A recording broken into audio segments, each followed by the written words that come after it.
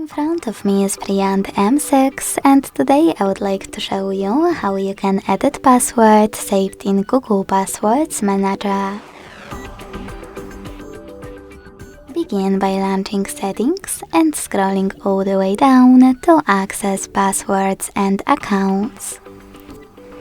Then hit this gear next to Google under Autofill service. Select Google Password Manager and click on one of your passwords that you wish to edit. Then enter your login method, tap on Edit button and change whatever you want to. When you finished, hit Save at the top right corner. Thanks so much for watching. If you enjoyed this video, leave a like, comment and subscribe. Bye!